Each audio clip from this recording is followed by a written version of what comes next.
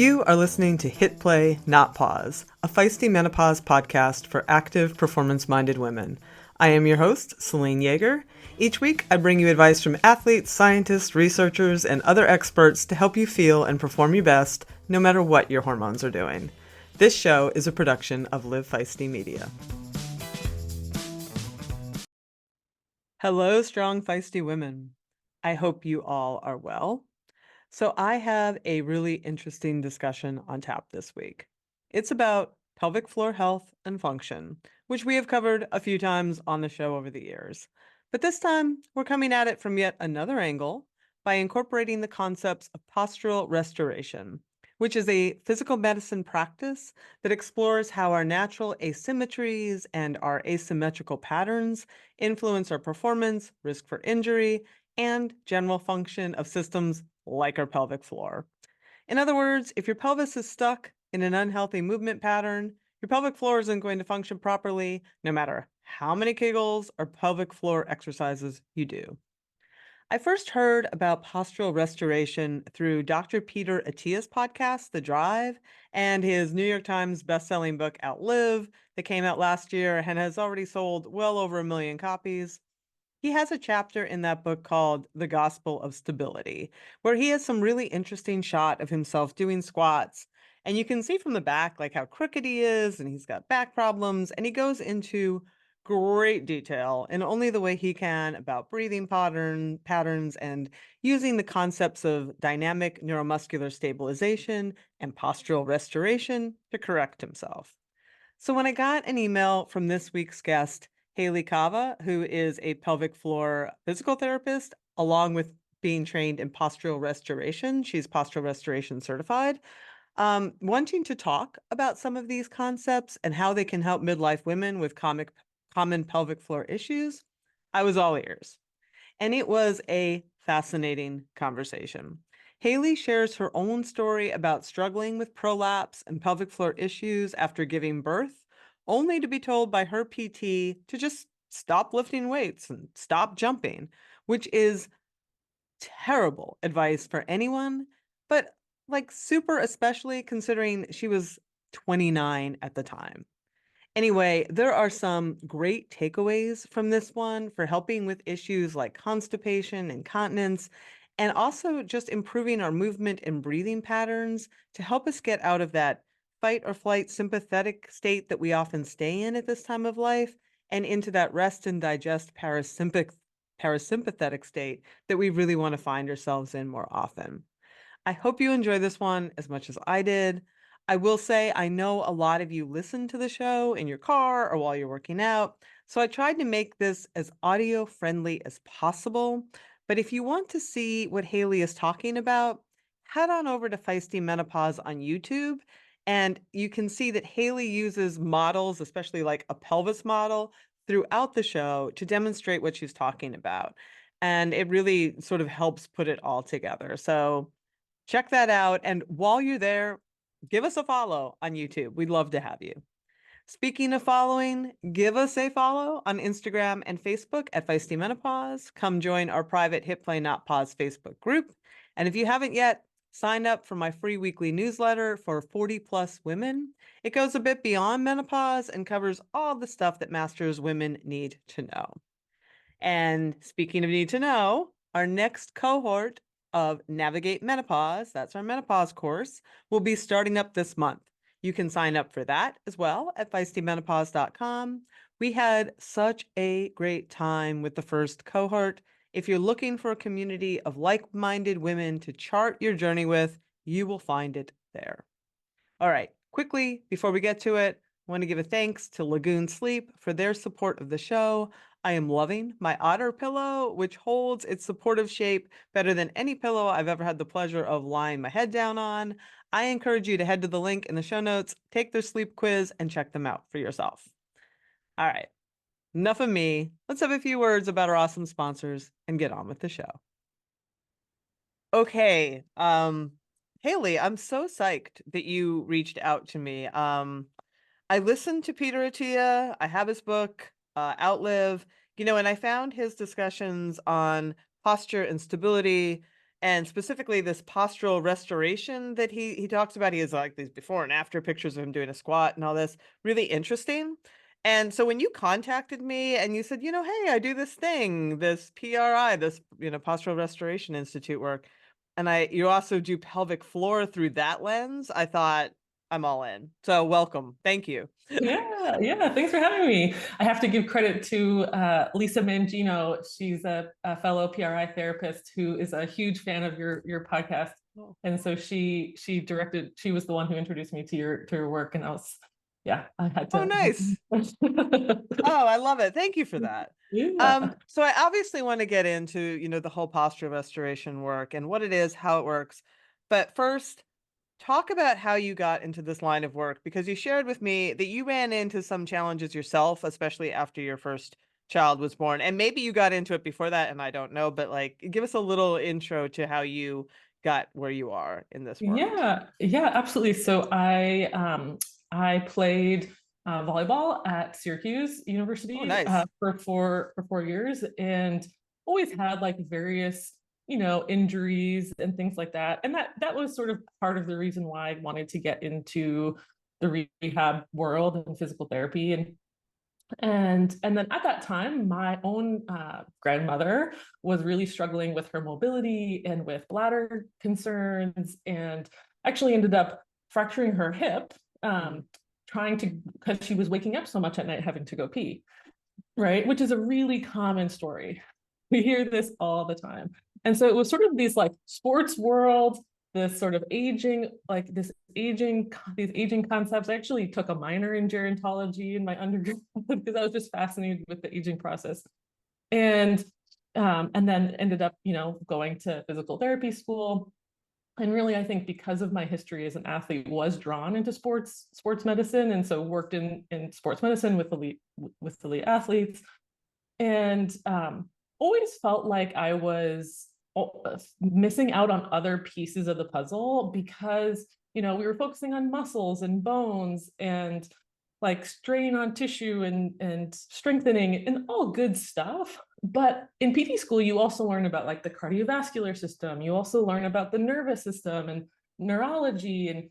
And so I felt like, oh, if I go with sports medicine, I'm kind of like missing out on that good cardio rest stuff I learned and that neuro stuff that I learned. And so as I kind of got a couple years into my practice, I was personally dealing with like the result of my sports career injuries kind of nagging at me. And I had met a couple of physical therapists in North Carolina who practiced PRI.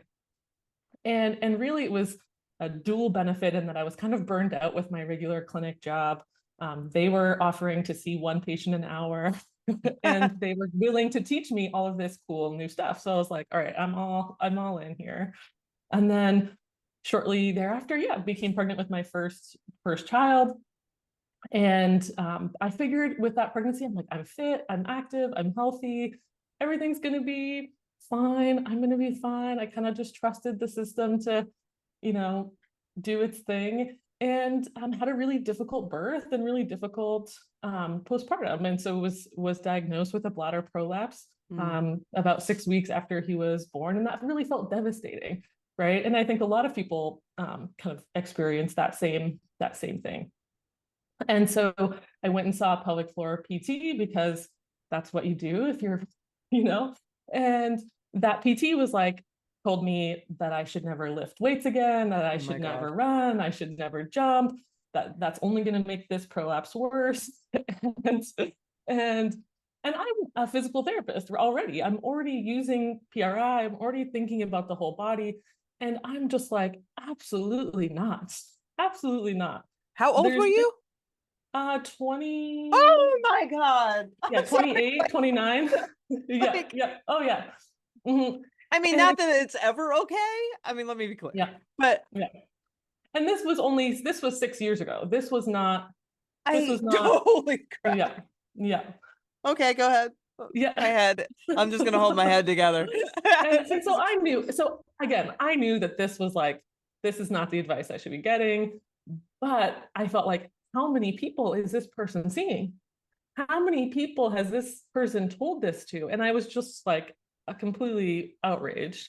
So I ended up like literally like 2 weeks later signed up for a pelvic floor course, like like an internal evaluation and treatment course, because I was like, all right, I know enough about the whole body.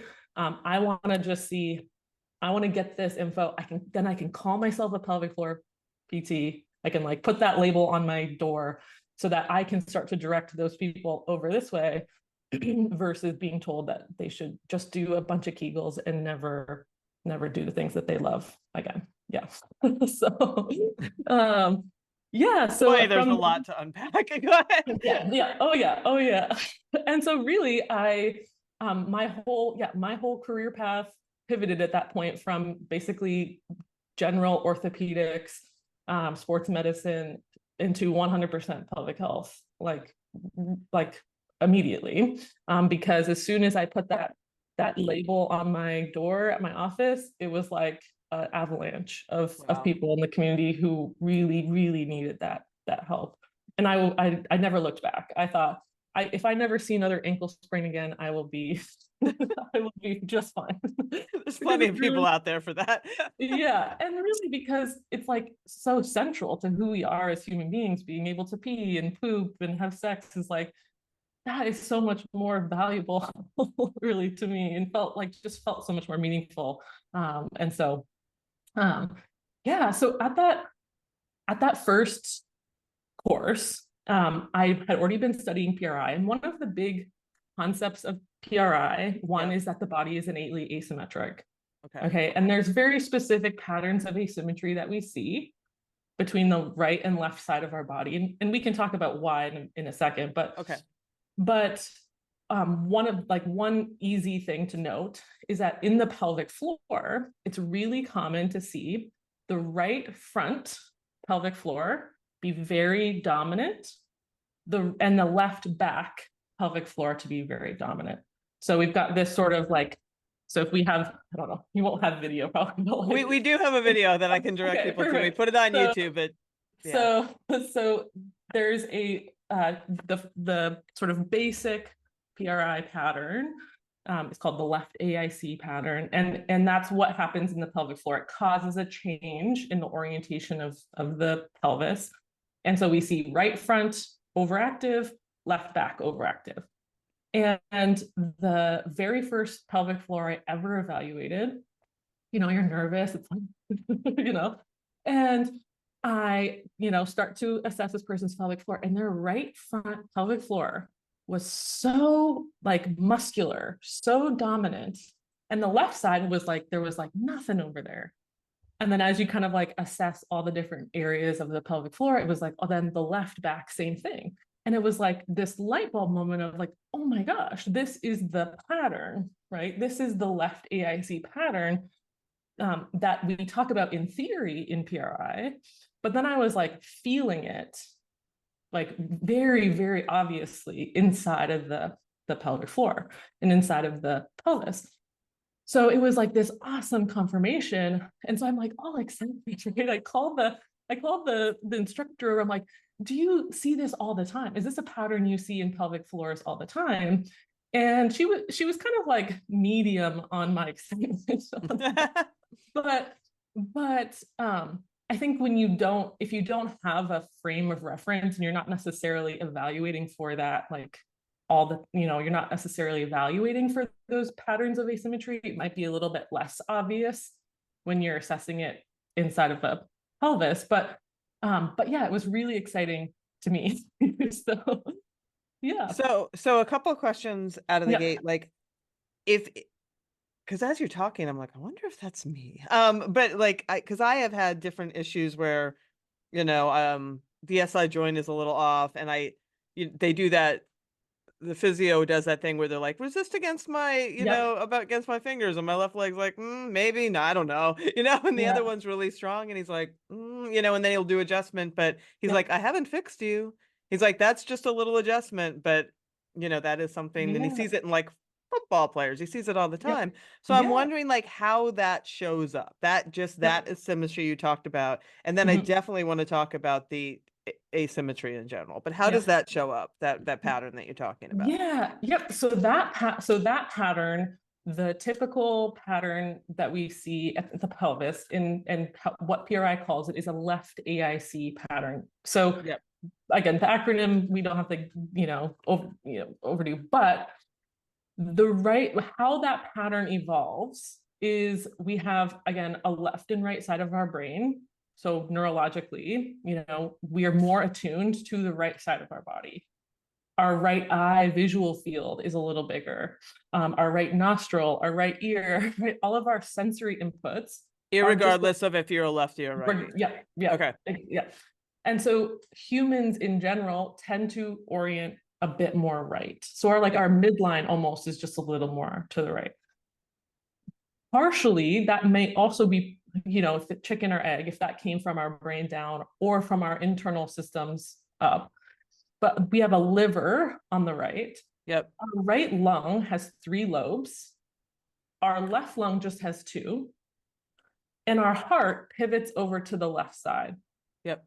So our diaphragm on the left is not as big, and it's not supported the same way as the right one is. So the right diaphragm has the liver underneath it, and the left diaphragm has, again, the heart sort of sitting on it and the stomach underneath it and the spleen, which don't really offer the same structural support. And then our vena cava and our esophagus, these things all go through holes in that left side of the diaphragm. So the left diaphragm is sort of disadvantaged mechanically compared to this right diaphragm. And then the crura in the central tendon of that diaphragm comes down further on the right than it does on the left. And so that bigger right hemidiaphragm and attachment onto the spine creates a little bit of spinal orientation to the right. Okay. So in general, people love their right side. we love our right leg. And so that creates a biomechanical change at our pelvis that then the muscles will follow. Okay. Yep. So we don't walk in a circle to the right. Our left half of our pelvis will also kind of make adaptations to straighten us back out, if you will. Yep. Because we don't look crooked, really, right, unless you really are zooming in. But so we can walk straight, but we're walking straight on a system that has had to make some asymmetrical adaptations in order to make that happen. And so it's not that that's necessarily a bad thing, right? It's actually pumps work better asymmetrically. It's actually really good design. The problem is when we're repetitively doing things, right? So we see this a lot in more repetitive type athletes or just life repetition is that if we can't transition from this right oriented position and to get out of it and then sometimes go left and then sometimes go back right again, and being able to go back and forth is really the key. So we don't really want to be going back and forth like this, kind of stuck in our position. We want to be able to get that nice alternation inside of our and body. for those who are just listening, when she said we don't want to go like this, she was just taking her hands and moving the pelvis back and forth as opposed to rotating it independently like it should rotate. And we have Erin Carson, who's a mobility guru, on a lot, and she talks a lot about the importance of the pelvis being able to decouple and work in that way. Yeah. Yep, exactly. And so if we think about that as this pattern, this left AIC pattern as right stance, being dominant. So us being dominant in stance on the right leg, and being dominant in swing on the left leg. Okay. So if we think about running, right, we're good at standing on the right, we're good at swinging the left. But then when we go to stand on the left, we're kind of still in a swinging pattern when we stand on that left leg. And that might create some issue at an SI joint. That might create some issue in a low back or, somewhere, or a hip, right? As that femur, ideally we're getting that femur, the thigh bone kind of turning on the pelvis where we'd like it to them both be able to kind of internally rotate together, we're just getting a little bit of like dissociation as we load as we're transferring back and forth. And And so, what might we feel if that doesn't it how might that show up in our bodies? yeah, so that might show up, that could show up all the way down into our feet, right? So we're gonna see a reaction down or we're gonna see a reaction up. So in that pattern, we typically see a right arch of a foot that tends to be a little flatter, or sorry, excuse me, a right arch that tends to be a little bit higher, and a left arch that tends to be a little bit flatter. So we tend to be a little supinated on the right, a little pronated on the left. That looks like we have maybe bigger, like bigger thigh on the right side. We might have bigger, like change in like muscular size left to right, like a bigger glute on the right side versus the left side. And so we can see it show up in just how we're repetitively using things over time. We're going to build muscle where we're using it. The how that might show up, yeah, it could show up. Yeah, it could show up as all sorts of different things. For running specifically, it might show up with like how much time you actually spend on each leg, right? And does that So, cause overuse injuries? yeah, it could. Yeah, absolutely. So I think it's sometimes that build up over time where maybe we're seeing maybe like right high hamstring overuse. So we're seeing adductor tendinopathies. We're seeing hip impingement, right? And that could show up on the right or the left maybe for different reasons. Right. So sometimes it's showing up on the right side because we're not getting a chance to unload it. And it could show up on the left side because we're loading it in a way that's not optimal, right? So when we assess that and we're looking at all of those different pieces of the puzzle, it helps us really understand, okay, all right, this right side joint is angry. It's not angry because there's anything necessarily like weak around that side. It just doesn't know how to do the opposite thing, right? And so the retraining then becomes, well, maybe the retraining is we get to really secure this left side so that the right side can just chill, right? Yeah. And so it gives us a lot of different avenues to approach that recovery versus necessarily looking right at the area that's causing us problems. Does that make No, it makes a lot of sense. So I'm yeah. like, we have a lot of balls in the air. So we have the pelvic Yes. floor, we have this asymmetry. I sort of want to bring them together, because Yeah. this all came about because of your own work. So Yeah. how, you've discovered this in the pelvic floor. We see these asymmetries. We see what the pelvis is doing. Can we bring it all together and talk about like, I mean, obviously, what should we be doing, Yeah. to keep all of this working as optimally as we can? And Mhm. how is this helping you with your with this Yeah. prolapse and so you Yeah. can run and jump and play and Yeah, live again? absolutely. Yeah. Absolutely. So what I always tell people, and what my clients or online or whoever, is I don't like I actually have gotten myself in trouble with saying this before. I don't care about your pelvic floor. Okay. It's bold to say. I do care deeply about your pelvic floor. But what your pelvic floor is just living in this cage Right. of your Right. pelvis. Right. And so if your pelvis is stuck in a pattern that's not going to allow it to optimally function, we can't Kegel our way out of that. Right. Right? Right. We can do all this pelvic floor squeezes in the world. You're still going to get stronger in your pattern, in your position. Yep. So how we break you out of that is actually by backing out of the pelvis and thinking about the things that attach on this big pelvis and also our diaphragm, our breathing, and everything above, so that now we can take this pelvis that's maybe stuck in a pattern, Yep. get it out of its pattern. Now let's see what the pelvic floor can do. And often we don't even need to do a whole lot to that pelvic floor, which is the fun. Interesting. Yeah, because I think so many people with prolapse, with pelvic pain, with their pelvic floor has been blamed so much, and they've really focused so hard on it. They're doing releasing, or they're doing manual work, or they're doing Kegels up like crazy, and they just feel like they're just fighting up an uphill battle all the time because we haven't necessarily addressed the reason why that pelvic floor is struggling to do its thing. So if we think about prolapse as an example, if we're in the typical left EIC pattern, we have a right anterior pelvic floor that's overactive and a left anterior pelvic floor that's underactive. Yep. Okay, so it's pushing down, the other side is pushing up.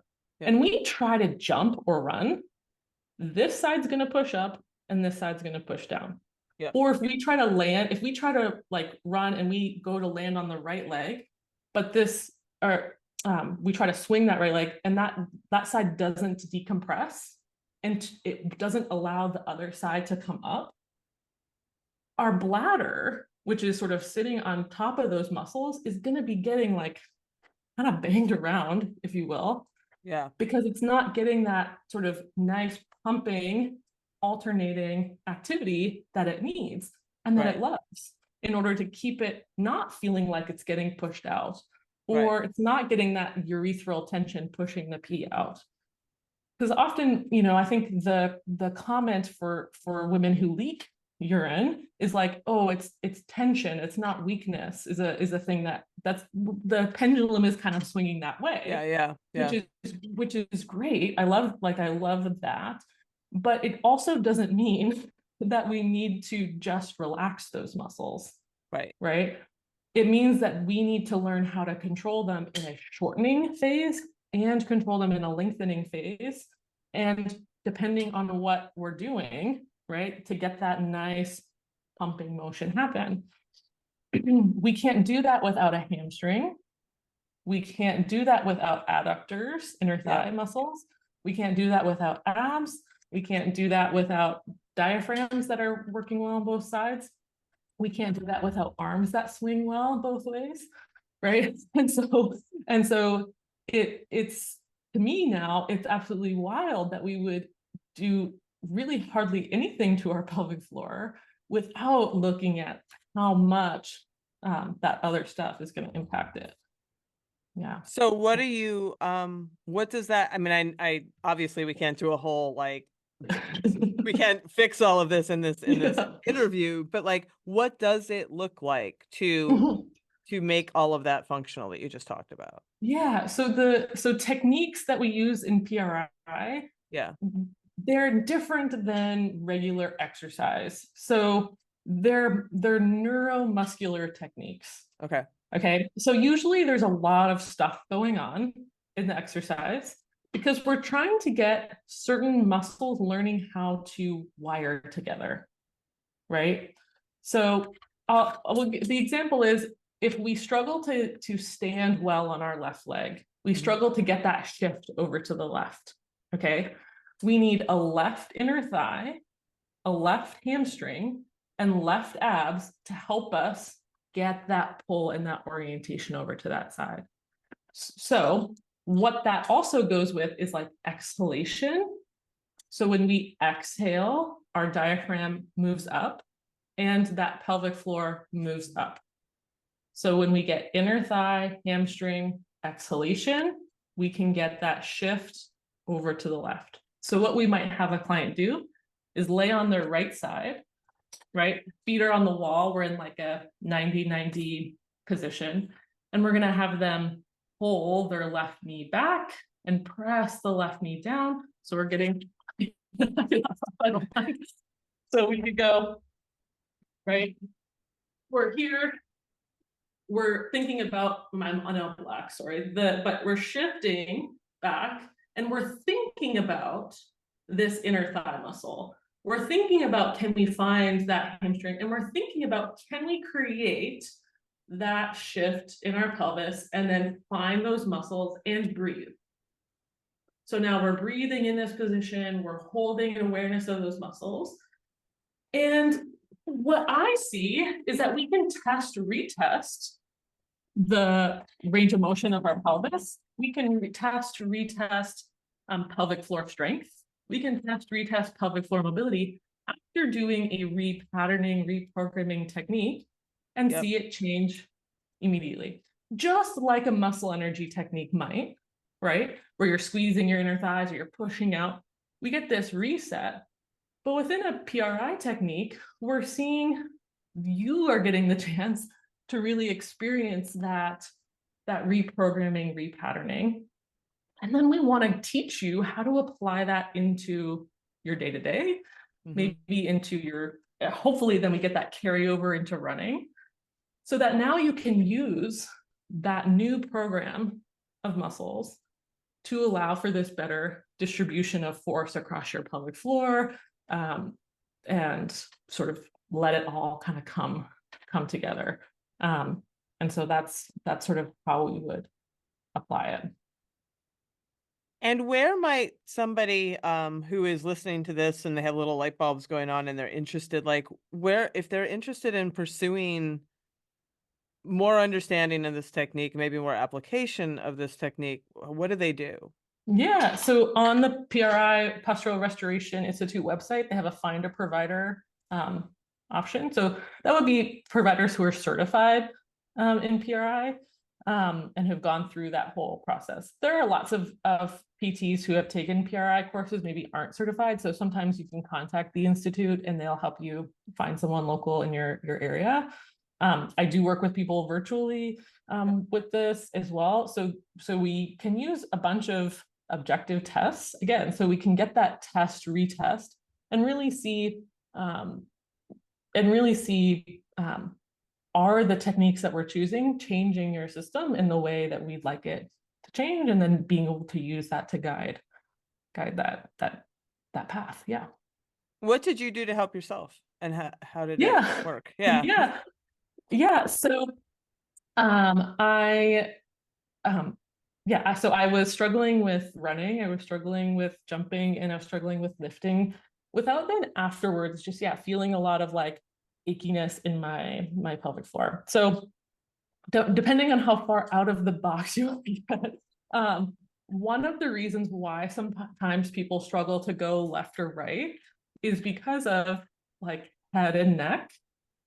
And so after kind of working on some of the pelvis control stuff, I found like I kept getting stuck with some of this like right-sided tension.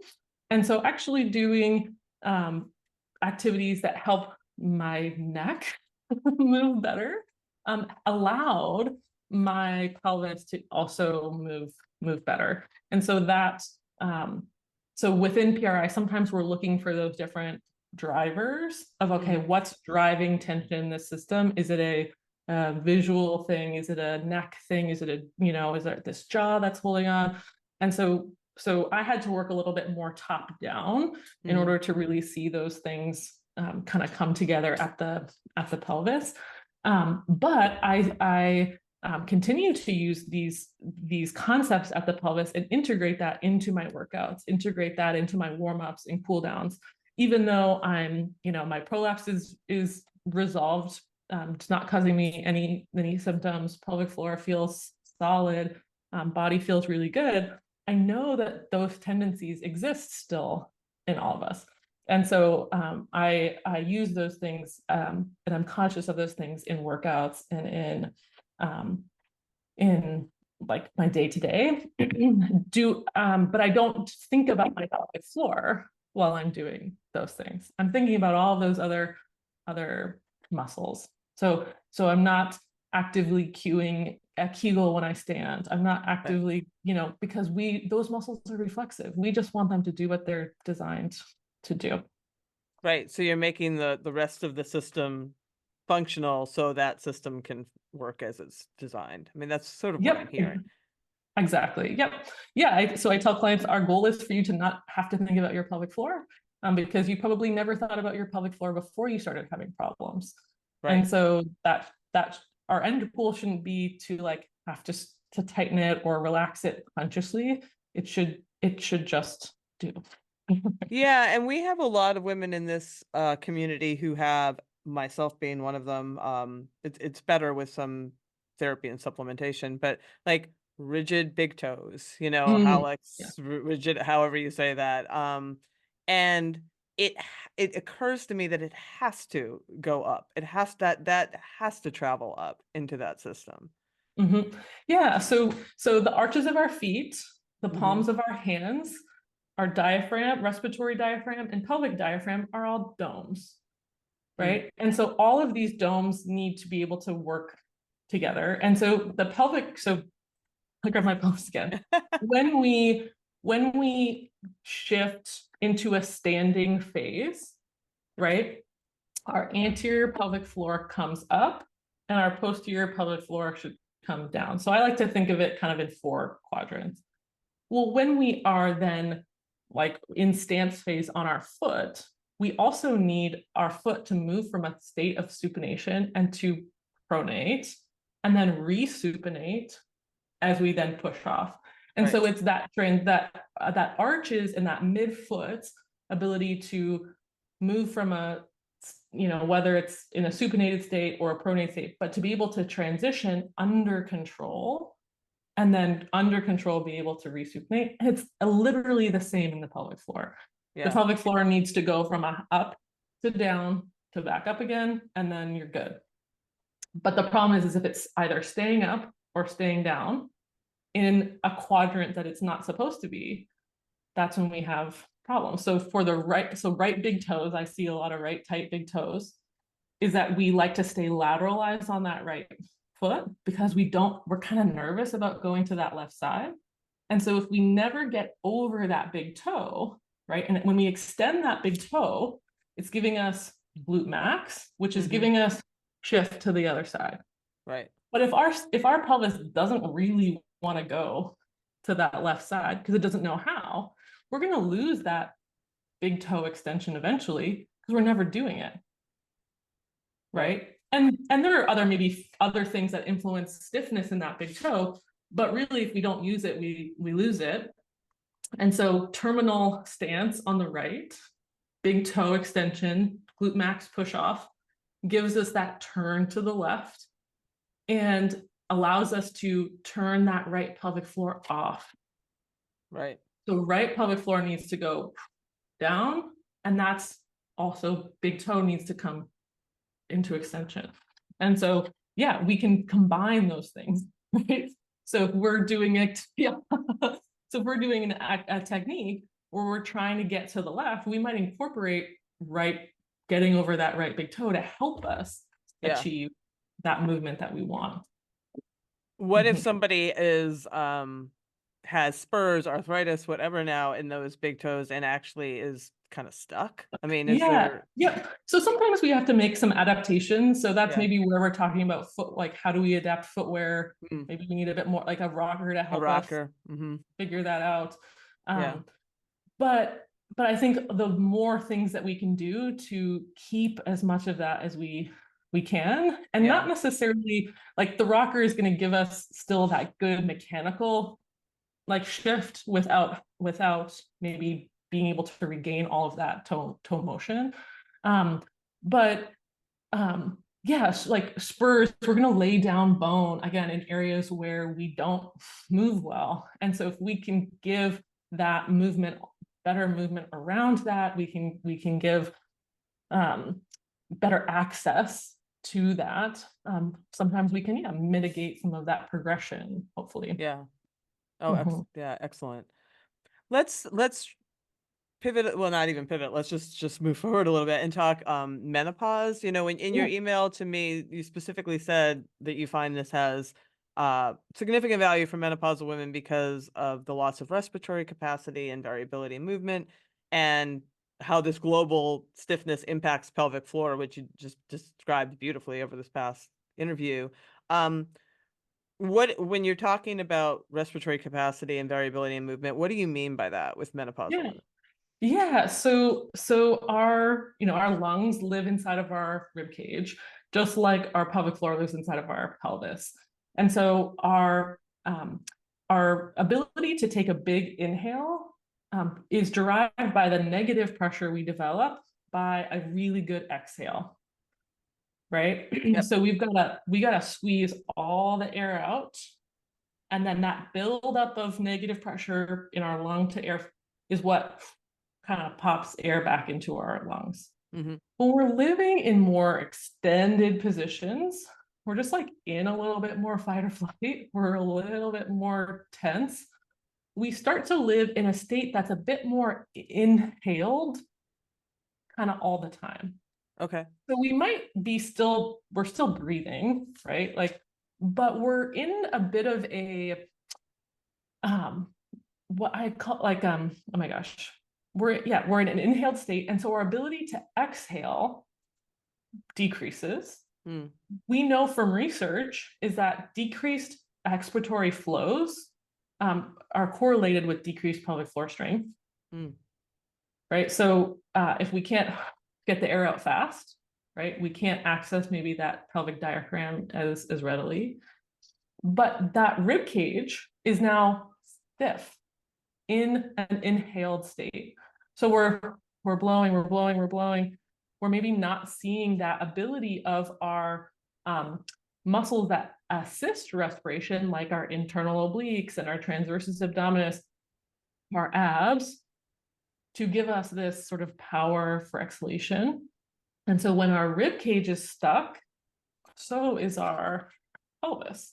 Mm-hmm. And so the left AIC is a more traditional asymmetrical pattern. We have another one that's called a PEC pattern where we're kind of stuck forward on both sides. So what that does to our respiratory diaphragm is it puts it in a descended state. It's kind of flat, right? So diaphragm is kind of down and flat. Pelvic floor is kind of getting pushed down too. Yeah. And so how do we move if our rib cage is stuck up and our pelvis is stuck up? We're now like just sort of waddling our way forward, and it's stiff. Our necks are trying to take over, or we're like really trying to move our arms, but we're not getting, again, same thing like the pelvis. We're not getting this nice rib cage compression, decompression as we go, which is going to impact our lung function, Yeah. right? Our FEV1, like our forced expiratory volumes, are how fast we can get air out. And that's going to impact our pH. So when we are in a, over oxygenated, we're basically over oxygenated when we can't get that air out.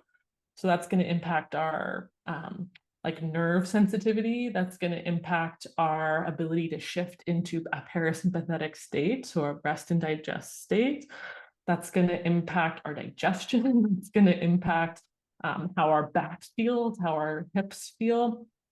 And so and our respiratory capacity. And absolutely. So our diaphragm then in that position is more postural versus respiratory.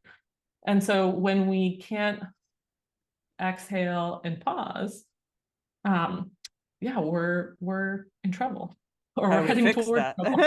Yeah, learning to exhale, really. So every PRI technique has a respiratory component, has a breathing component, and we are either trying to get air out of somewhere by blowing it all the way out, or trying to encourage air into somewhere that's maybe a little bit restricted with that airflow.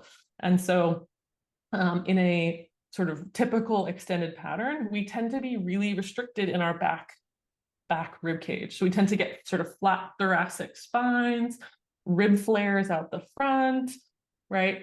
And so if we can only get air out the front and we can't expand that air out the back, it's going to impact, again, diaphragm position, pelvic floor mobility. And so we're going to try one with our assessment. We're going to see, okay, where is that?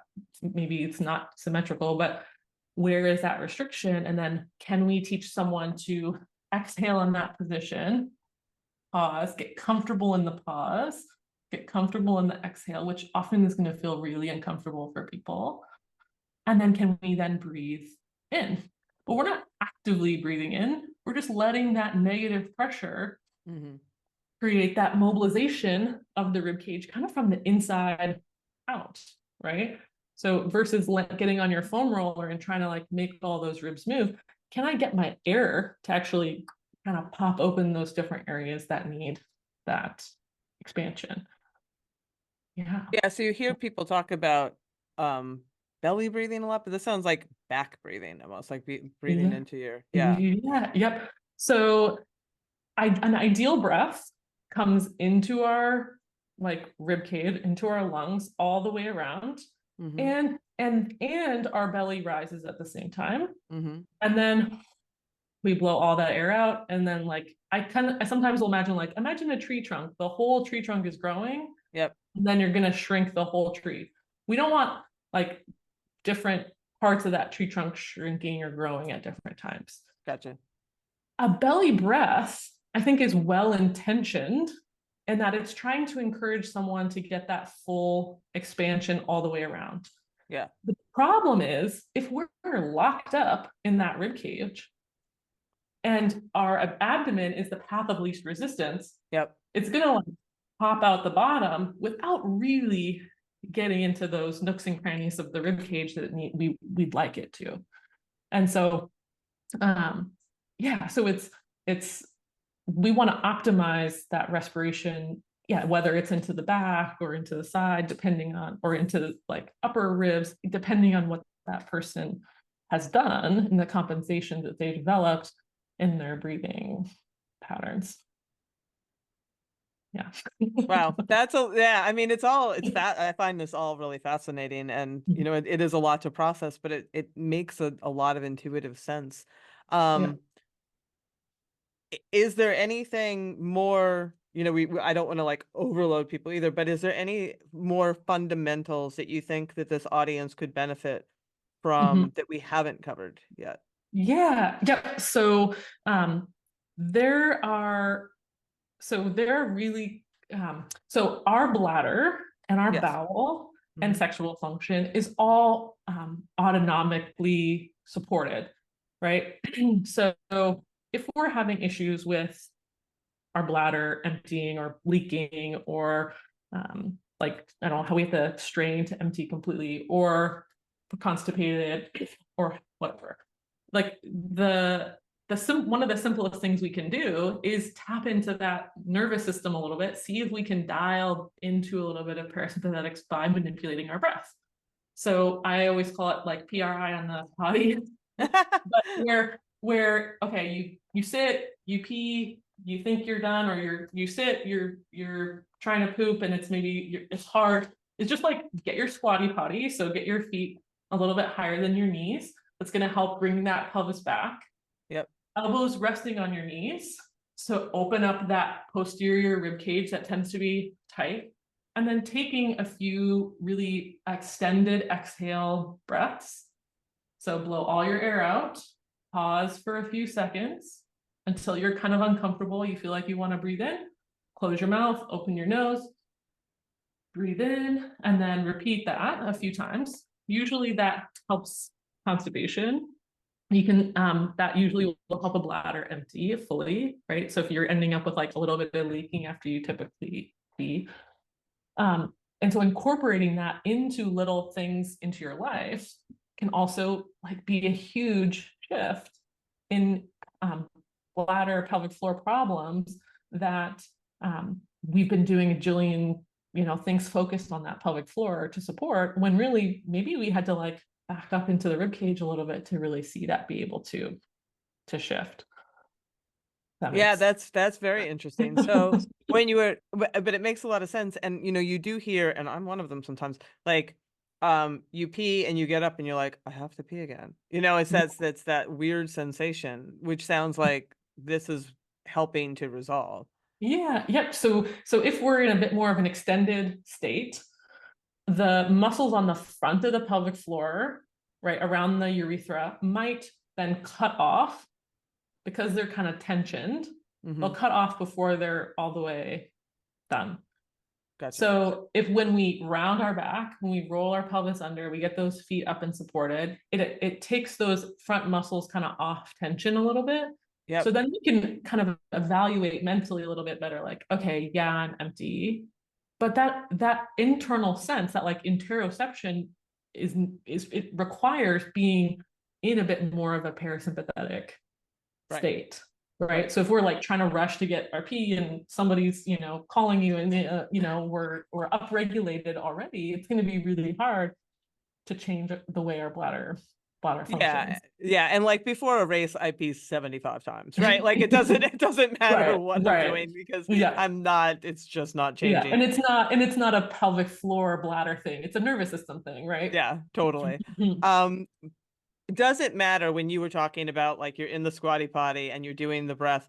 Um, where are we inhaling and exhaling when it comes to our nose and our mouth? Repeat that again, please. Yep. So in through our nose, Mm-hmm. out through our mouth, Okay. or just nose only. Okay. But yeah, nose, mouth. If sometimes like a pursed lip exhale feels like tough, especially for people who are really struggling with prolapse, you can do like a hiss or like a softer exhale. But in through nose, like pursed lip exhale through mouth is kind of a typical pattern that we use. And the inhale is just natural. We're just Inhale, let. yep, we're not, Okay. yep. Inhale's passive, the exhale is the active part. Yep. And yeah. And so sometimes what people will find is like they get to the end of that passive inhale and they want more air. They're like, well, I feel like I'm not taking as deep of a breath as I could. And then we start to see like necks kick on or like backs tighten up. And we're like, no, that's where you live already. Right. You live in that state of trying to pull in more air and we're already full. We need to sort of recalibrate the system here, get more comfortable on the exhalation side of things, get comfortable with a little carbon dioxide in your system. And that sometimes takes a little bit of practice. Mm-hmm. Yeah, and this strikes me as especially good in our demographic who, already trend toward the sympathetic, because as the hormones change and shift, we Mm-hmm. do tend to, have a harder time sort of like keeping that parasympathetic drive and you get amped up a little easier because you don't, your neurotransmitters have changed, all that Yeah. stuff. So, Yeah. I think Yep. the more that we can help ourselves, like the better off we are. Yeah, absolutely. What I would, yeah, we want to just like hack the system a little bit. So Yeah. sometimes we can't like think our way into a more parasympathetic state. You're like, just relax. Right.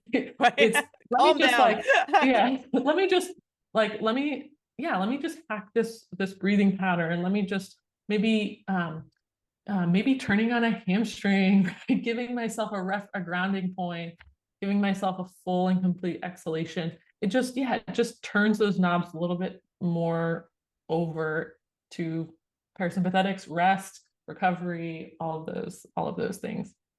And you have to use the bathroom several times a day anyway. And Right. everyone's like, I don't know when I have time to do these exercises.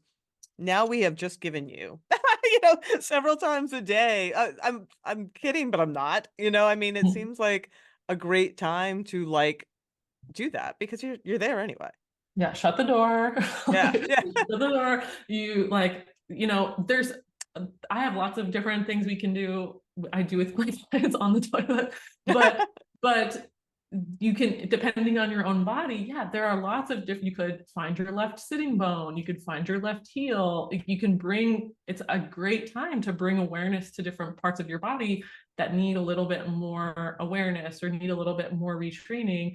And when we see like that positive change on how our bladder is functioning or how frequently we need to go to the bathroom or having good bowel movements, that's really exciting for people, right? Because it just takes this this worry off of our plate. I know people who have rectoceles or that's fecal smearing and pooping problems are really distressing, right? And so to be able to make little shifts that help that work better is really, really important and really helpful.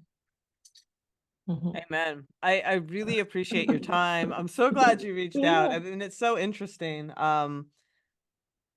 Is there anything else before I let you go that you want to leave the audience with?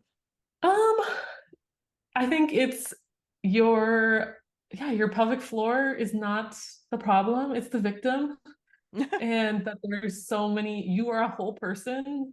And when we think of you as a whole person and how this all works together, really good things happen. And so, yeah, that's I my love whole that. spiel. Do you actually see, like, circling this back to the front of the conversation, when you go back to someone who's been doing this work and you look at the pelvic floor, do you see that asymmetry diminish? Oh yeah. Mhm. In within a session. Yeah. The key is, can we keep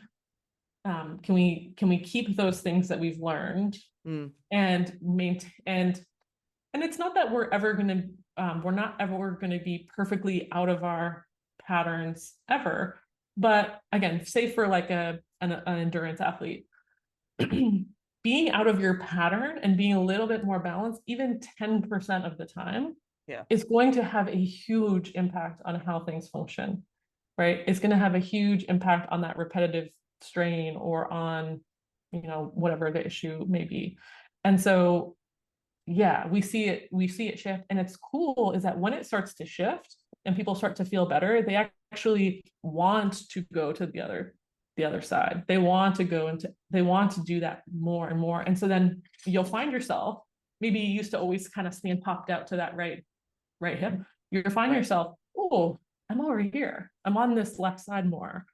And so those shifts start to happen unconsciously when you're doing the work through the programming, um, consciously, yeah, over time. Excellent. Well, Yeah. thank you again. I will put links to all of this in the show notes.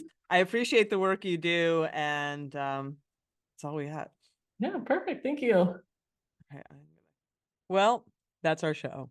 Come on back next week when I sit down with my Ironman training coach and the one and only Marnie Sumball to talk about race weight, body image, and performance, the dangers of diet culture in sport. You do not want to miss this one. So come on back next week. And until then, as always, stay feisty.